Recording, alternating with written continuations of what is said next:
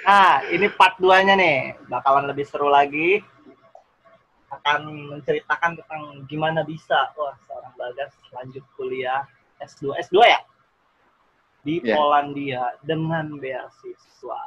Oke.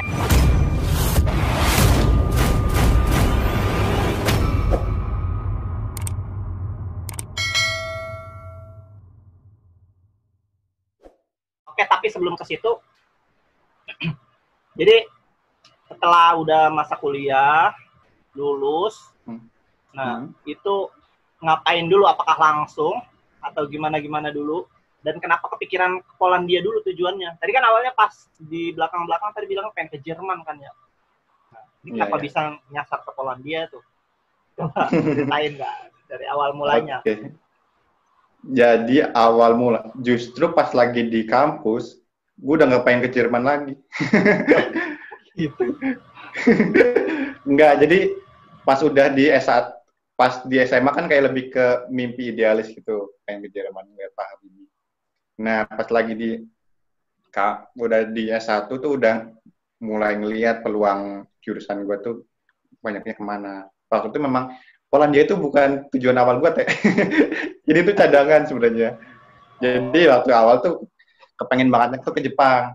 Udah ngeliat kampusnya, terus oh kayaknya udah tahu juga beasiswanya apa aja. Nah, dari awal nah, kampus emang tuh emang itu pernah ke Jepang? enggak. Ntar ada ceritanya, gue ceritain dulu. Oke, silakan lanjut. Nah, jadi pas udah mulai semester-semester akhir tuh udah ngeliat lah beberapa senior yang ke Jepang. Jadi udah sempet tanya-tanya juga ke dia, terus peluangnya gimana. Nah, terus pas sudah lulus, emang dari sebelum lulus tuh udah memang udah tahu tuh timeline beasiswa tuh biasanya awal tahun, teh. Kan gue lulus September, jadi ya udahlah gue fokus dulu aja ngejar yang gue tuh kemarin tuh prinsipnya eh, prinsip yang nggak idealis, jadi nggak cuma kepengen beasiswa ini aja. Jadi gue prinsipnya lebih ke oh ini beasiswa tuh ada banyak di awal tahun, ada banyak macamnya. Ya udah gue ini aja apa Oh, semua. apply ada tuh yang bisa di apply. Nah, karena tapi waktu itu gue fokusnya ke beasiswa Monbuga Kuso. Jadi yang gue rasain sebagai penerima scholarship seeker, inti dari beasiswa ternyata salah satu terpentingnya adalah informasi, teh. Jadi yang gue rasain sekarang banyak tuh sebenarnya beasiswa yang orang biasa aja, enggak orang biasa aja sih, maksudnya orang yang nggak outstanding banget aja bisa keterima sebenarnya, cuman banyak dari mereka yang nggak tahu informasinya dan nggak tahu cara apply-nya. Itu sayang banget menurut gue, teh. Sebenarnya itu kayak misal tahu standar berkasnya aja udah di-apply bisa lolos. Bahkan ada beberapa beasiswa nggak perlu kayak TOEFL, nggak perlu IELTS. Oh, ada Itu ya? ada banyak sebenarnya. Tinggal kita ngelihat nyari peluangnya sama ya kalau emang benar-benar mau kayak jadi scholarship seeker yang beneran nyari, insya Allah kekejar lah. Walaupun nggak dapat yang setahun ini, 2 tahun 3 tahun bisa kerja kalau memang beneran niat. Ini beneran buat kalian yang nonton atau dengar Jadi bisa dari dicatat dari nih ente pertanyaannya. jadi dari ente lulus bulan September itu. Nah, gue kerja dulu. Jadi masih serabutan waktu itu, teh, gue, teh. Jadi ini kan di duta juga belum kayak dilepas. Jadi masih ada beberapa serabutan kerjaan duta Udah ke lulus masih jadi duta. sekolah-sekolah. Enggak, jadi duta itu sebenarnya bukan kayak yang waktu itu kan masih ada adik kelas, tapi adik kelasnya masih yang perlu dibimbing lah. Jadi sering shift-shiftan berdua-dua gitu, yang junior sama yang senior biar ngajarin. Untuk waktu itu masih dapat. Sama waktu itu gue kerja di ini di rektorat jadi resepsionis. Nggak apa lah, yang penting Oh dapat iya, duit. pernah. Iya, pernah jadi resepsionis, menerima tamu, terus nunjukin kalau ada orang tamu masuk. Terus ya udah gue niatin buat modal persiapan beasiswa. Soalnya gue sadar beasiswa tuh butuh duit juga, teh. Bisa sampai jutaan, apalagi kalau misal mau ambil IELTS. Nggak bisa kalau misal kita daftar beasiswa. Jangan bayangin keadaan beasiswa semuanya gratis. Justru buat daftar-daftarnya juga perlu modal. Makanya waktu itu kerja. Sama sempat ke kampung Inggris. Ke kampung Inggris sebulan. Jadi direktorat itu berapa bulan? Direktorat tuh dari September, Oktober. Terus November gue berangkat ke Pare. Desember balik ke Bogor lagi. Mulai daftar-daftar. Januari. Pokoknya waktu itu pertama daftar gue ceritain deh cerita daftarnya. Pertama daftar gue mau buka kuso dulu tuh. Jadi sebenarnya gue lama kemarin nyari informasi hampir sebulan gue. Oktober tuh mulai browsing informasi sampai sebulan waktu itu. Soalnya kan masih buta banget tuh, masih nggak ngerti beasiswa itu gimana, apply-nya harus ngapain aja. Terus butuhnya apa aja, gimana caranya, ada beasiswanya apa aja. Terus sebulan gue beneran kebetulan kan pas lagi jadi resepsionis ada komputer dan ada internetnya.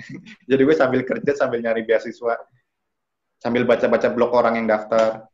Ya udah gue waktu itu fokusin beasiswa membuka kuso. Jadi gue tuh daftar sebelum lolos ke Polandia ini beasiswa membuka kuso, beasiswa Turki Burs Lari ke Turki, terus beasiswa ASEAN Bridge Program ke Jepang juga, sama beasiswa Polandia ini. Jadi gue daftar 4. Terus tapi yang jadi pilihan pertama gue yang membuka kuso. Kalau yang ini keterima gue nggak apply yang lain sebenarnya. Tapi karena waktu itu pengumumannya agak telat, jadi nah buat yang membuka kuso ini gue kalau beasiswa ke Jepang prinsipnya tuh kita nggak daftar ke kampus tapi kita daftar ke sensei dulu. Kalau senseinya nerima, senseinya yang bakal kayak bawa kita ke fakultasnya. Jadi ini gue ada bimbingan dari Indonesia. Nah, ntar sensei lain punya bimbingan sendiri, ntar mereka rapat. Misal dari 20 yang daftar cuma butuh 3 orang doang buat beasiswa ini. Sensei itu gitu dosennya maksudnya? Iya, dosen di Jepang. Jadi dosennya itu nyari anaknya sendiri, baru dia ngebawa ke kampus, gitu? Iya, lebih ke kita nge-approach ke dosen sana. Jadi kayak misal rekan-rekan sama saya Bagas, saya punya riset tentang ini. Terus biasanya beliau butuh wawancara lah atau ngeliat riset kita. Kalau misal oke. Nah, waktu itu gue udah sampai di titik itu, gue udah sampai di titik gue nemu dosen. Tapi dosennya kayak dosen agak muda gitu, masih associate professor, belum profesor. Dia bilang, wah saya tertarik dengan riset Anda. Terus, tapi di sini saya posisinya associate professor. Saya nggak menjanjikan apapun, tapi saya berjuang sekuat tenaga. Dia bilang gitu, jadi kan gue, nggak enak banget sih, dosennya udah baik banget. Terus ya udah, gue apply, beresin semuanya, sampai beres apply itu Januari. Nah, terus sambil nunggu jadi kayak ada 2 kali pengumuman. Pengumuman pertama, gua misal lolos ke yang diambil 3 orang itu. Nah, pengumuman kedua, setelah 3 orang itu dikirim ke kayak Kementerian Pendidikannya Jepang buat lolos nih beasiswanya. Nah, waktu itu ternyata gua nggak lolos tuh yang itu. Beliau jelasinnya, maaf saya nggak bisa bantu banyak karena mungkin masih kalah dengan risetnya yang orang lain. Jadi kayak kalah riset gitu. Gue ngerasa lomba-lomba gue nggak kepake tuh buat daftar yang Jepang itu, Teh. Jadi yang itu udah masuk ke 3 ini, terus gagalnya tuh ketika belum masuk. Oh, belum masuk. Jadi gagalnya pas? Belum masuk. Ini 3 orang gagal tadi. Gagal pas dipilih 3 orang, tapi sama senseinya udah diokein. Udah dibantu ngurus berkas dan sebagainya, tapi pas lagi, jadi mereka kayak ada rapat jurusan, nggak masuk, ya udah. Terus gue daftar lagi yang Turki, Turki gue. Itu tadi kan beasiswa. Kayak, beasiswa apa yang tadi yang pertama? Bukan kuso. Nah, menurut ente kayaknya itu tuh gagalnya karena apa? Ente tuh? Gagalnya karena bukan mau suzon pertama, tapi gue rasa gagalnya karena beliau masih associate profesor, jadi kan di Jepang juga masih ada kayak strata-strata gitulah. Nah, mungkin suaranya kurang kuat sama yang profesor. Beda kalau misal gue daftar ke orang profesor yang udah punya nama di jurusan itu, jadi yang kayak lainnya segan. Itu salah satu tips juga sih kalau mau buka kursus atau beasiswa lain ke Jepang, cari orang yang udah punya nama di jurusannya atau di fakultasnya. Nanti kayak ada slot. Nah, sebenarnya gue sempat ada ditawarin juga tuh sama, jadi ada kayak profesor di Universitas Hokkaido. Di Hokkaido pokoknya, punya teman dosen di silvikultur namanya Pak Bambang. Pak Bambang beliau udah terkenal yang ahli kebakaran, nawarin lah posisi beasiswa. Gue kira beasiswa lain, waktu itu udah nanya-nanya, ternyata beasiswa Monbugakusa yang sama. Tapi syaratnya di beasiswa itu tuh nggak bisa daftar di 2 kampus. Jadi sebenarnya gue bisa ngambil beasiswa ke yang dosen yang tadi yang muda tadi, dipindah ke profesor yang tadi lebih jelas. Bisa sebenarnya itu. Tapi kan nggak ini kan, nggak etis kan. Iya, terus dosennya udah bilang, saya akan bantu kamu sekuat. Pokoknya itulah maksimalin.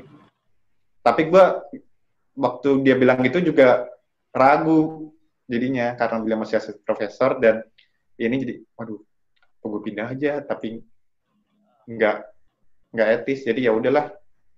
Jadi rata-rata beasiswa ke Jepang itu kayak gitu guys prosesnya. Jadi rata-rata beasiswa ke Jepang hampir semuanya tuh begitu mekanismenya rata-rata. Ya. Tapi memang yang terkenal kan yang Monbugakusa itu. Rata-rata gitu. Ini menarik ya. Mungkin ada tips-tips sih gimana sih supaya bisa kalau pengen itu ya tadi yang selain yang itu udah jelasin atau gimana cara nyari yang tadi tuh dapetin kenalan profesor di kampus-kampus yang udah punya, jadi profesor itu udah punya nama di kampus itu di jurusan itu. Nah itu gimana tuh guys? Tips-tipsnya mungkin dari ente. Yang pertama searching ke webnya kampusnya dulu. Biasanya di webnya kampus ntar ada kayak jurusan, terus nanti di jurusannya itu ada nama-nama profesor dengan keahliannya biasanya. Jadi kalau misal ente misal fisikanya apa? Fisika kuantum misal. Lah ente ternyari dosen yang keahliannya fisika kuantum. Nah, nanti biasanya di dosen itu ada deskripsinya, terus ada penelitiannya. Beliau udah neliti apa aja, sama ada emailnya. Nah, nanti buat PDK kalian kita nyari penelitian dia udah neliti apa aja, ntar kita sambungin sama penelitian yang kita ini, ntar bilang, saya melihat penelitian Bapak tentang fisika kuantum yang ini. Kebetulan saya S1-nya meneliti tentang ini, jadi saya ingin belajar lebih dalam lagi kepada Bapak. Itulah intinya PDKT-nya. Nah, ntar kalau biasanya kan ada gelarnya profesor, terus associate profesor, nah itu di situ bisa dilihat, dikira-kira. Itu Bapak langsung kayak so kenal, so deket gitu ya? Email langsung iya, gitu? Emang kayak gitu. Kayak gitu ya? Lebih bagus lagi kalau misal kita punya dosen di Indonesia yang kenal sama beliau. Itulah lancar jalan. Enak lagi ya. Okay.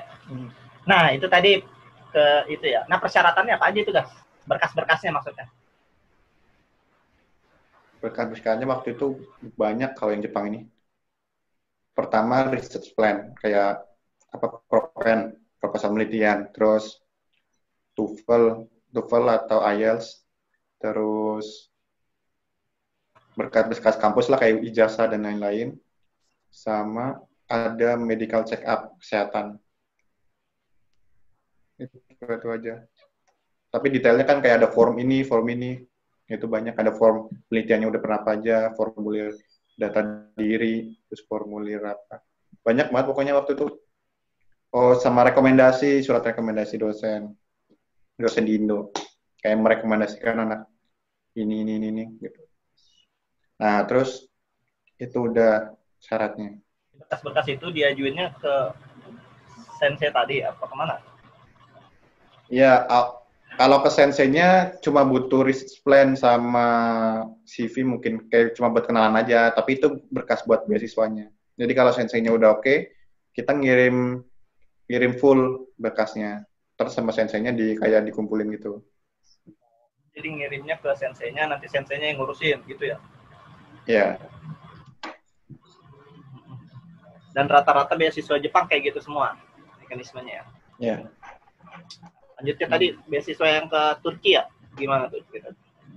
Ya. Nah, kalau yang ke Turki, dia basicnya form gitu. Jadi kayak ada formulir di internet gitu. Kita login, terus ada kayak isiannya, kampusnya apa aja. Maksudnya lulus mana, terus apain aja. Terus ada misal persyaratan lomba-lomba, udah pernah lomba apa aja, ya upload gitu doang kalau yang Turki.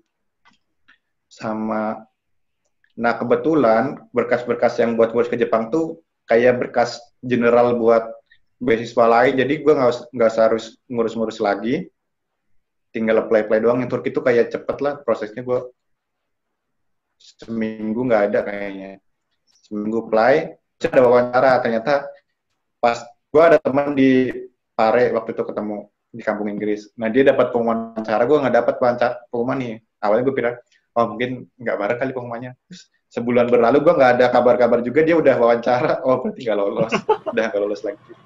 Oh jadi ada Terus, ada teman yang daftar sama gitu ya? Ya sekarang sekarang dia lagi kuliah di sana. Oh, gitu. Dia udah lolos. Nah yang 2 terakhir tuh beasiswa ke Jepang, namanya ASEAN Bridge Program, tuh beasiswa dari kampusnya Shizuoka University. Waktu itu gue ada senior yang udah lolos di sana, angkatan 49, 2 tahun lebih tua dari kita. Nah jadi bisa tanya-tanya, terus disaranin juga ke senseinya dia. Senseinya dia tuh udah kayak ketua lab lah gitu kalau di Indonesia, ketua peminatan. Nah jadi daftar ke sana, sempat wawancara. Nah alhamdulillahnya lolos nih yang ke Jepang. Nah selagi sama yang ini, gue daftar ke Polandia juga. Nah yang Polandia itu nggak kayak yang dipengen dari awal gitu, jadi kayak by accident aja. Jadi gue waktu itu lagi minjem temen buku yang kayak buku kisah perjuangan PPI Indonesia Amerika, Eropa Amerika. Nah, gua kira tuh awalnya beasiswa ke Eropa itu tuh semua butuhnya IELTS. Nah, kebetulan gue kemarin cuma punya TOEFL ITP yang 500 ribuan. Kalau IELTS kan 3 juta tuh. Waktu itu belum nyanggupin buat IELTS. Jadi gue kira nggak bakal pernah bisa daftar ke Eropa.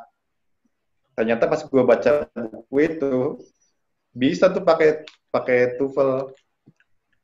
Ya udah, tahu itu gue lagi di rumah waktu itu, lagi pulang kampung, ngurus lah berkas-berkasnya. 2 hari, gue daftar beasiswa ini cuma 2 hari. Jadi itu sebelum pengumuman yang ke Jepang itu atau udah? Ya, belum. Jadi pengumuman Jepang Mei, terus pendaftaran ini tuh Maret atau April, Maret kayaknya, Maret. Jadi gue lagi pulang, waktu itu kayaknya pemilihan presiden.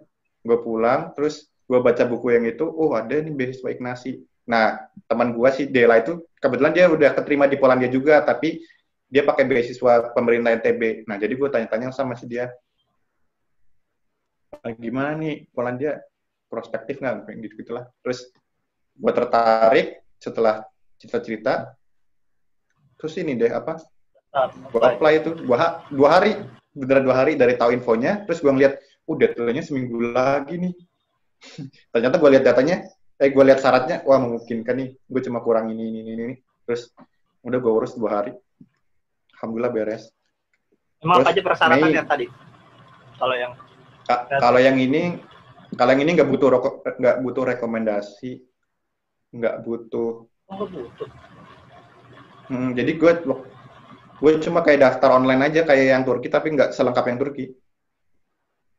Terus ya udah 2 hari, cuma butuh research plan, terus TOEFL dan lain-lain, ngisi formulir, sama itu kesehatan, keterangan kesehatan gitu. Udah daftar. Nah jadi yang Jepang tuh Mei udah pengumuman Mei. Nah yang Jepang tuh ada problemnya, nggak problem sih, kayak lebih kerja keras lagi. Jadi yang Jepang tuh beasiswanya ditanggung, tapi uang sakunya tuh kayak yang nggak cukup gitu. Kalau di Indonesia, kalau di Bogor lah ibaratnya kayak cuma dapat 500 ribu, yang kita butuhnya makan dan lain-lain 1 juta gitu. Jadi kayak masih perlu kerja part time atau nyari beasiswa lagi di sana pas udah nyampe. Kalau senior gue yang udah keterima, dia struggle dulu 1 tahun, nanti di tahun keduanya dia dapat beasiswa dari perusahaan apa. Jadi kayak di PB aja lah, nggak ada kayak Di beasiswa double yang beasiswa gitu. nggak dilepas. Jadi ibaratnya kayak di IPB kan susah tuh kalau nyari beasiswa yang dari awal masuk. Paling kan cuma apa namanya bidik misi kan. Oh iya ya. Selainnya bidik misi apa yang dari sebelum kita masuk gak ada kan kayaknya. Jarang. Kalau udah masuk ada misal etos lah, ada tanoton dan lainnya. Mungkin konsepnya gitu juga sama. Ya udah. Karena waktu itu jadinya butuh kerja kan. Jadinya kan yang ini butuh kerja. Jadi butuh kerja gue mati-matiin belajar bahasa Jepang tuh dari bulan Mei, Juni, Juli. 3 bulan gue resign dari kerjaan, nyiapin bener belajar bahasa Jepang buat biar bisa minimal kalau kerja di restoran bisa lah ngomong sama klien dikit-dikit gitu kan. Terus gue malah yang Polandia ini sama sekali nggak berharap lebih gitu loh, Teh. Ya udah kayak apa sih cuma play 2 hari gitu, Teh. Udah kayak bener-bener sadar doang, Teh. Set, udah lepas gitu. Udah nggak berharap. Kebetulan yang Polandia ini juga nggak ada wawancaranya, Teh. Jadi kayak berkas, apply, kalau keterima ya udah berangkat gitu. Ya udah, jadi kan kayak nothing tulus kan, kayak ya kasarannya kayak daftar lotre aja lah. Nih lepas udah. Nggak bayar juga kan. Ya udah. Pas udah mulai bulan Agustus kan gue baca-baca ternyata pengumumannya yang tahun-tahun sebelumnya Agustus. Udah mulai deg-degan nih, apa gue ambil aja ya ke Poland kalau misal lolos. Terus udah mulai mikir, kalau gue lolos ke yang Poland gimana gitu. Padahal awalnya gue nggak kepikiran sama sekali. Pengumuman yang Poland kapan, yang bulan apa? Agustus. Nah, jadi ada di Mei itu udah keterima di Jepang. Itu harus apa dulu? Emang nggak langsung berangkat atau gimana gitu? Enggak, jadi keterimanya Mei. Cuman kayak kita disuruh bikin kayak surat keterangan bakal ngambil, terus ada kayak pendaftaran gitu, tapi memang kalau kampus di mana-mana masuknya Oktober bareng semua sedunia G. Nah gitu, jadi yang Mei udah keterima yang Jepang, tapi kan berangkatnya sama-sama Oktober. Udah gue awalnya nyiapin yang Jepang dulu, nyiapin buat beasiswanya. Udah fokus ke Jepang, nggak mikirin Polandia sama sekali. Agustus sudah mulai, gimana kalau gue lolos juga ya? Baru kepikiran lagi bulan Agustus tuh. Ya, terus karena detik-detik mau pengumuman, gitu, kepikiran lagi. Terus gue udah mulai cerita sama ibu gue, waktu itu lagi belanja bareng, kalau nggak salah lagi nemenin shopping lah. Terus lagi naik motor, Mah, gimana nih ya kalau Bagas keterima yang Polandia juga?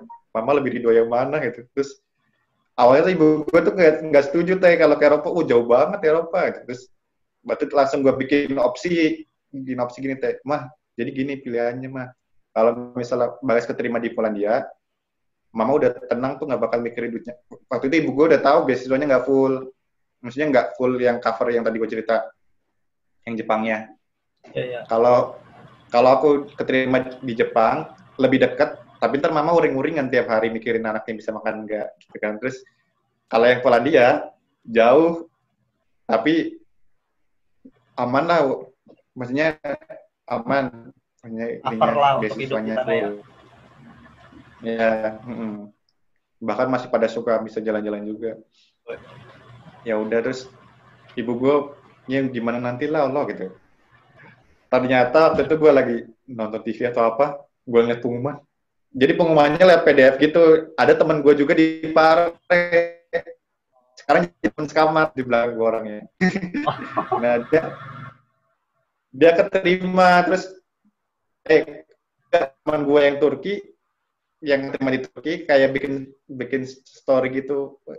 Namanya Laude, teman gue. Laude, selamat dia keterima di Polandia.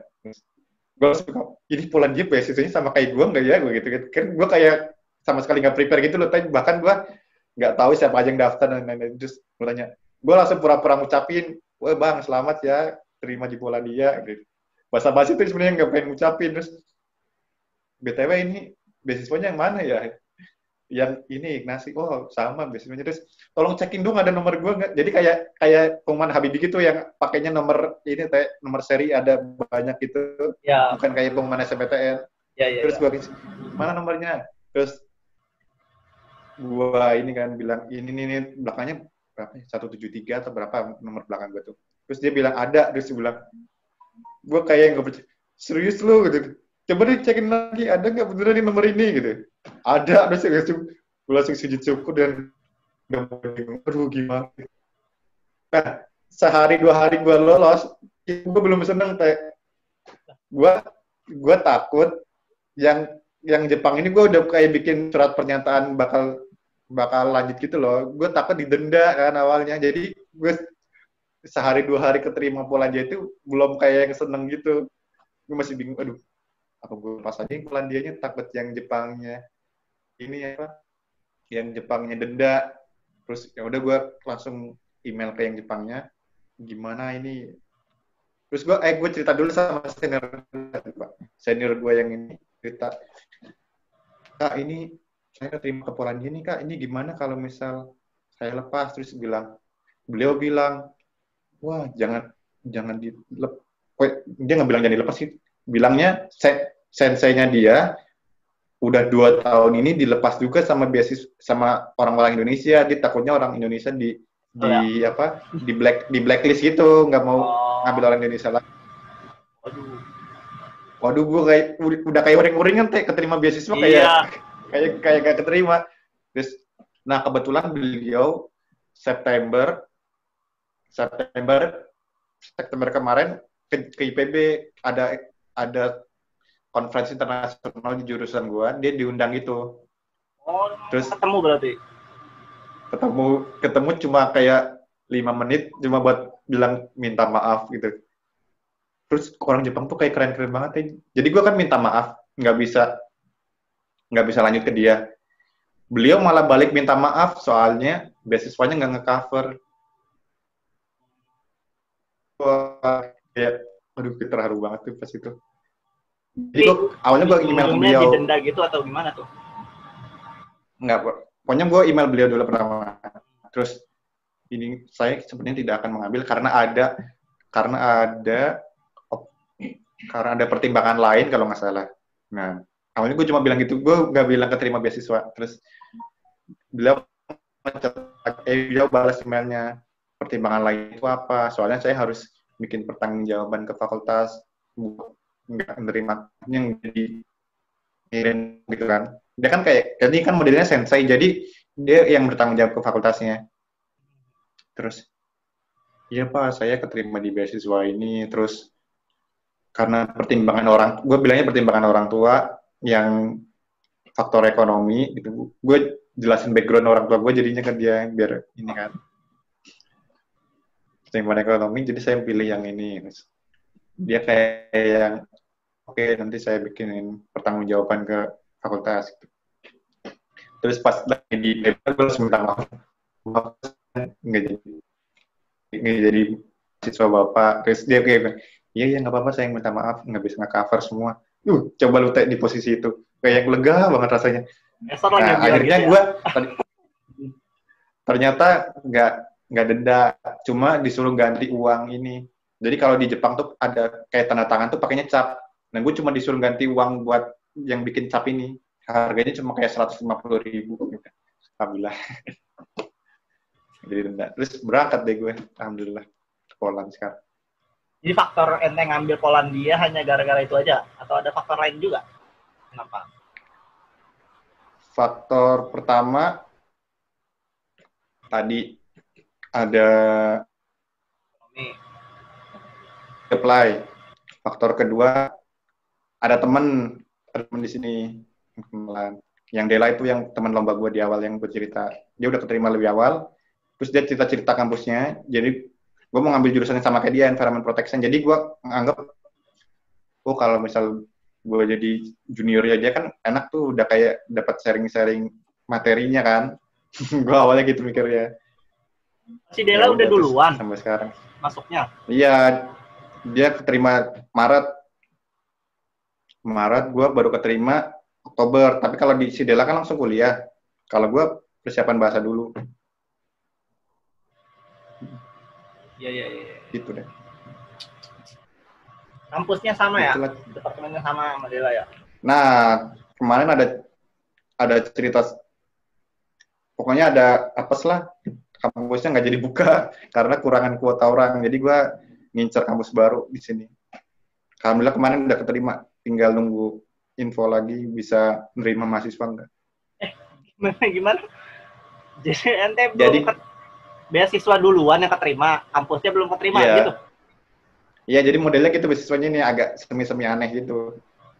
Oh, itu jadi kepala Terus, gitu. Yang ngeplay beasiswa ya, bukan kampus. iya, apply beasiswa. Tapi kayak udah disiapin di awal berkas-berkasnya buat kampus ini aja, ini semua gitu. Nah, di sini langsung kayak sekolah bahasa doang, selagi sekolah bahasa apply ke kampus, gitu istilahnya.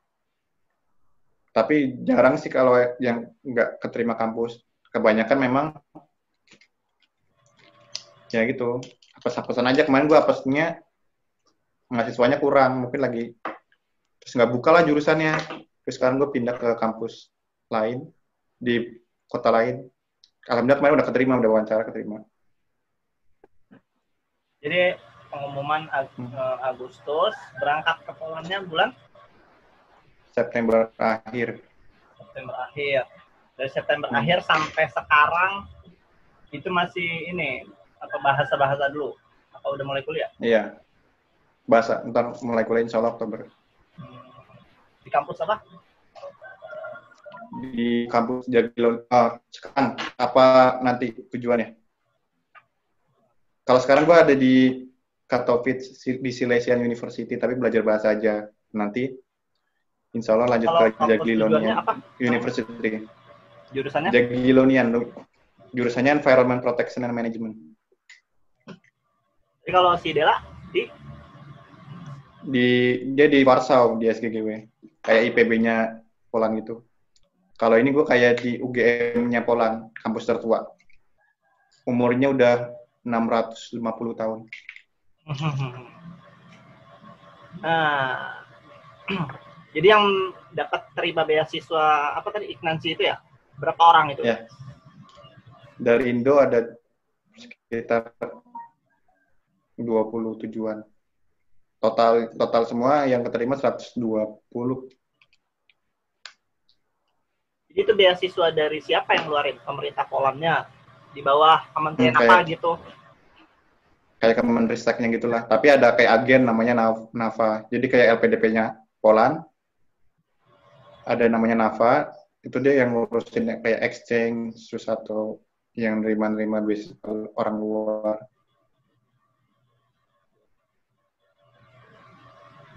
Nah, kalau biaya kuliah di Poland berapa tuh, guys? Tahu nggak? Biaya kuliah di Poland berapa tuh? Biaya kuliah mandiri atau biaya hidup?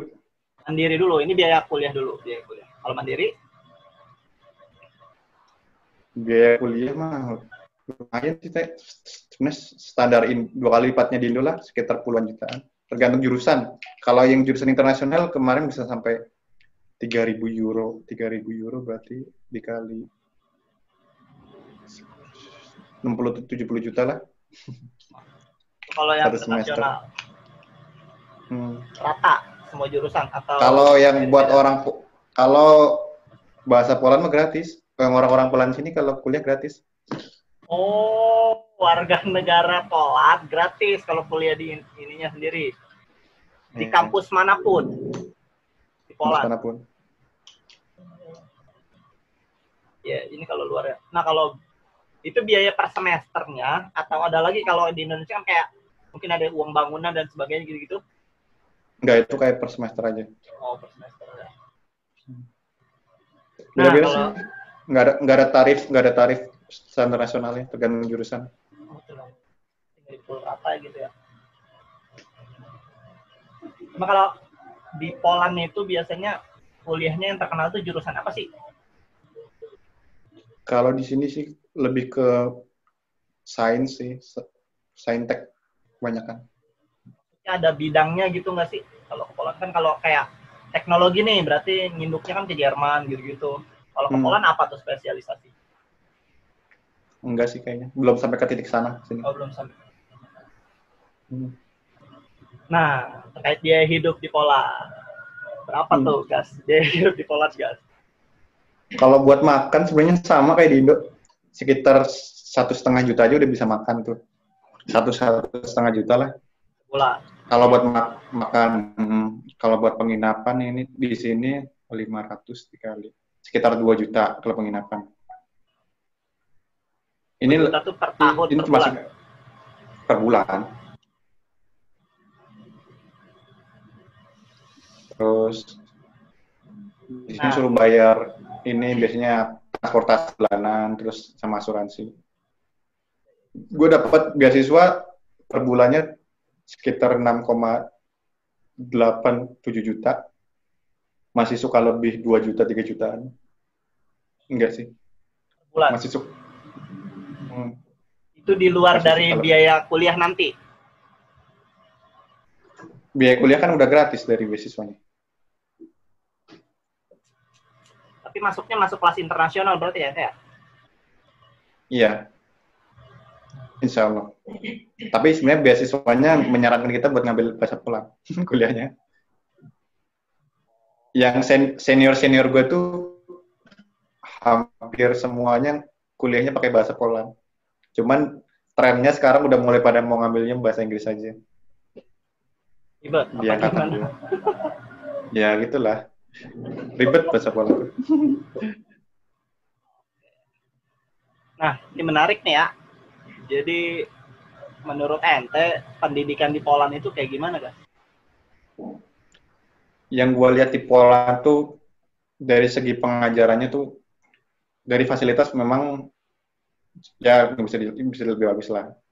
Udah kayak tertata online sistemnya, terus tapi yang gue titik beratkan adalah dari segi pengajarannya, Teh. Di sini tuh dosen-dosen ngelihat mahasiswanya bukan sebagai, kalau di Indo kan kadang ya, nggak semua dosen sih, masih suka kayak ada strata lah dosen, maksudnya mahasiswa sama dosen. Kalau di sini tuh udah kayak dosen sama mahasiswa kayak gini, terus kayak dia ngelihat kita sebagai klien mereka gitu, yang ya udah kerjaan mereka buat mahasiswanya ya udah mereka ya memuaskan mahasiswanya dari segi ngajarnya lah, terus tugasnya kalau kita bisa protes bisa dikurangin kemarin. Terus kalau lagi di diskusi kelas kayak membangun gitu, jadi mereka nggak pernah nyalahin orang ngomong. Jadi kayak misal coba jelaskan tentang permasalahan global di dunia, permasalahan pemanasan global. Misalnya ada yang jawab pemanasan global disebabkan oleh ini. Wah bagus sekali. Yang lainnya ada yang mau nambahin lagi.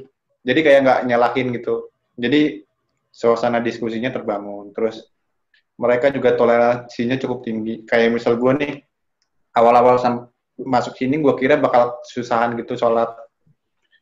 Itu sempat kucing-kucingan juga sholatnya di kayak ada ruang kecil gitu. Harusnya kayak wastafel kecil, tapi ada kayak ruangannya kecil. Sholat gitu. Ternyata ketahuan tuh. Gue kira bakal dimarahin atau di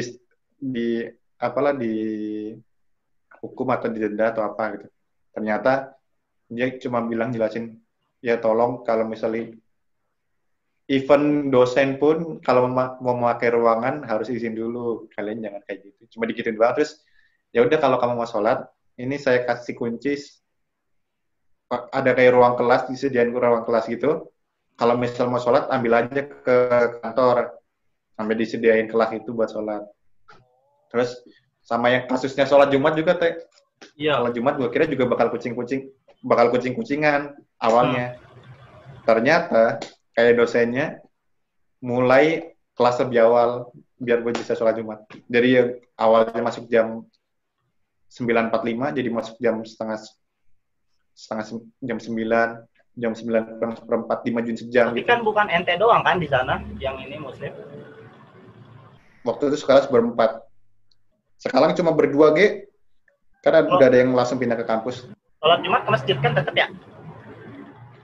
Iya. Jauh. Kalau dari asrama jauh, kalau dari kampus nggak begitu. Bisa jalan. Tapi cuma satu kota. Nah, jadi Soalnya gue kan bukan di kota gedenya.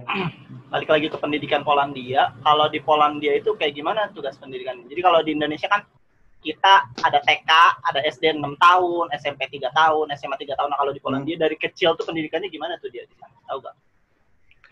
Kalau di sini hampir sama di Indo, cuman SMP sama SMA-nya sekarang udah gabung mereka 4 tahun. Jadi habis SD langsung apa nama-namanya apa aja tuh? Coba. Lupa gue. Pokoknya ada set sekolah.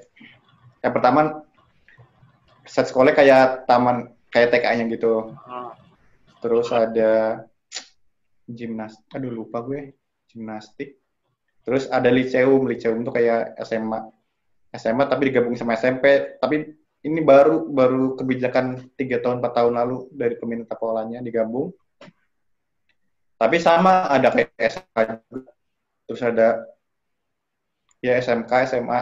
Terus habis itu kayak ada ujian akhirnya kayak ada UN-nya gitu di sini sama. Oh, Terus kurang lebih sama ya. nanti buat syarat masuk ke kampus. Jadi ya tetap ada ujian, gitu-gitu ya. Tetap pakai seragam juga berarti mereka sekolah. Enggak pakai. Oh, jadi bebas. Kan kemarin gue kemarin sempat ngisi di SMA kan, cerita tentang Indonesia gitu. Udah kayak mereka tuh kayak udah gede-gede banget, terus seragamnya bebas, udah kayak cerita ke anak kampus, padahal masih SMA. Kalau di sono tuh orang-orang sono badannya tuh gede-gede gitu, apa kayak Indonesia ada agak-agak kecil sedang gitu? Enggak gede-gede. Gede-gede berarti.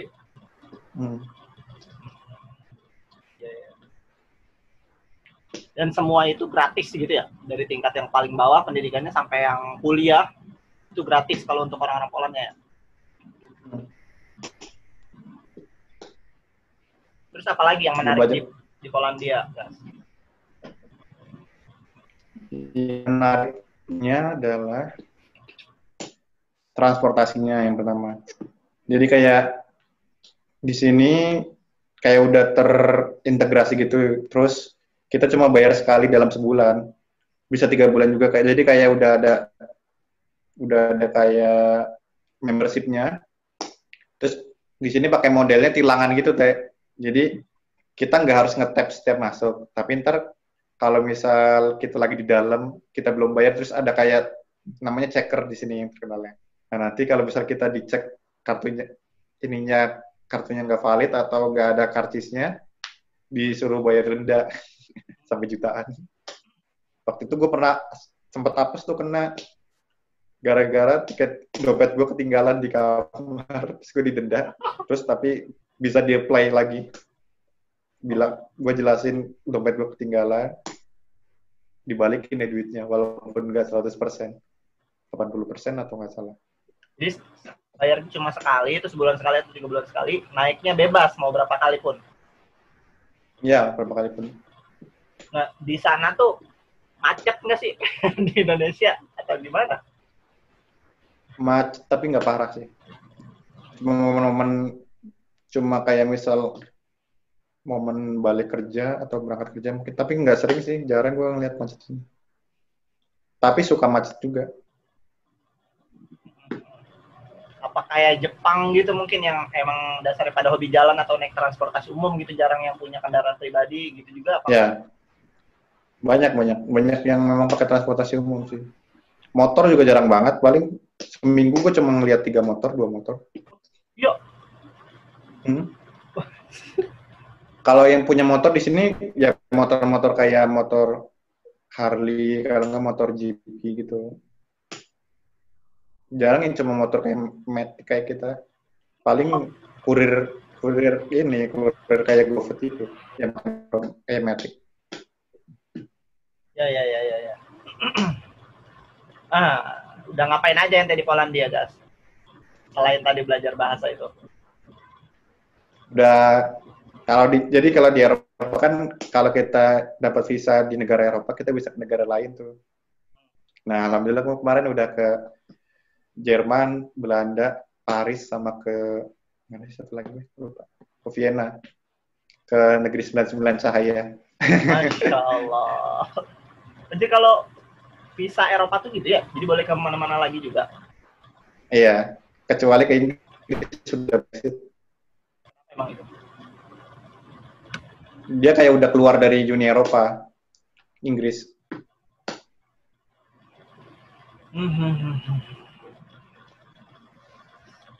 Kuliahnya emang Karena berapa udah lama? coronavirus nih sekarang. Itu kalau kuliah belajar Sama aja. Oh, belajar bahasa setahun. Jadi model-model kayak 2 tahun, Jepang 3 gitu tahun ya? di sini. Jepang, Jerman gitu ya? Jadi belajar bahasa mereka dulu, setahun dapat sertifikat gitu dulu ya? Ya, hampir banyak sih sekarang Cina juga gitu. Teman gue yang kemarin Cina.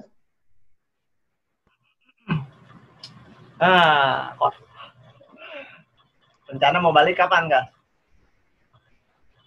Nggak tahu, mungkin nanti kalau gue nikah. Wah, berarti dalam waktu dekat deh. Sama siapa nih? Nggak tahu. Kayaknya kalau ada jodohnya ya dinikahin. Sama yang tadi namanya disebut-sebut ya? Kagak, nggak tahu. Oke, Bagas. Nggak ada yang tahu. Terakhir, silakan.